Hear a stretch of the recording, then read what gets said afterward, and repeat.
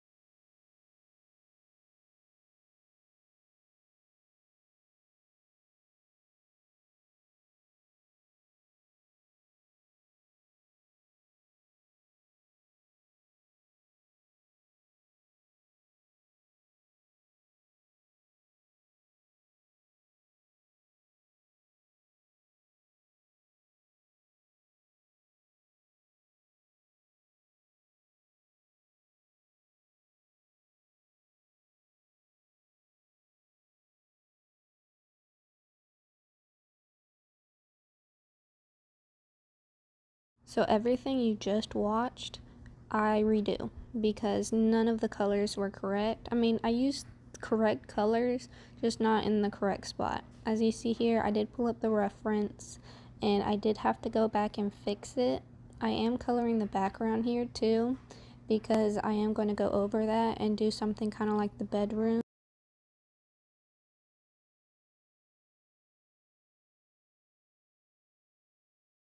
I did color the background and gave her some more layers in her face and stuff off screen. The background actually is coming out really well, but as you see, the colors are kind of showing through still. The like purple and pink and stuff, you'll still see that in the end, I'll show you. But I really tried hard covering it up. I did do a little bit of the background like I said. You're not going to see it at all right now.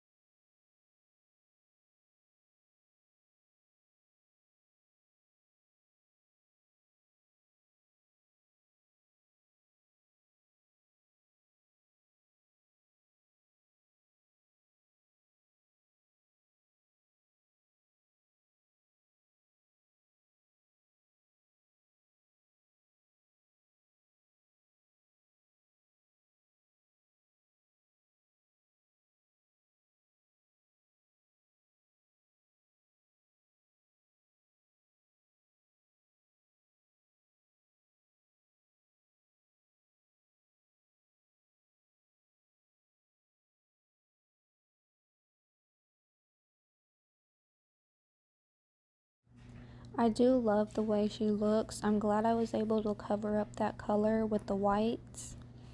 I do layer her face a little bit. I use more than one type of acrylic marker since some blend better, like they're more watery. Her face looks a little weird right now, but once I add the eyeliner and her mouth with her two piercings, because in the sketch you can't really see it, she does have an upper lip and a lower lip piercing, not on her lips, but like on the chin part, like the excess skin. I'm pretty sure you saw it in the reference, but I really wanted to make that pop out a little bit.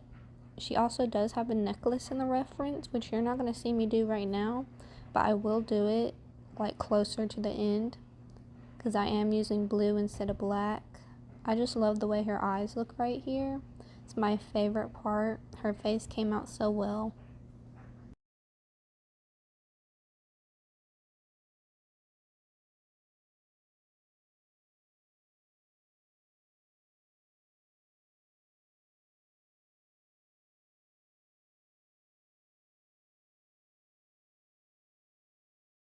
I did layer these colors up a lot.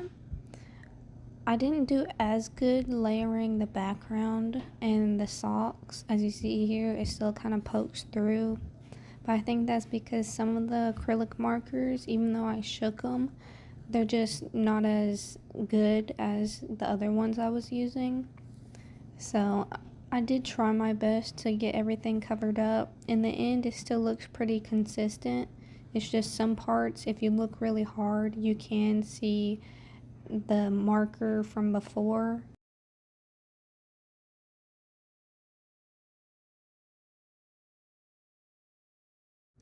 I also couldn't really change the shoes that much.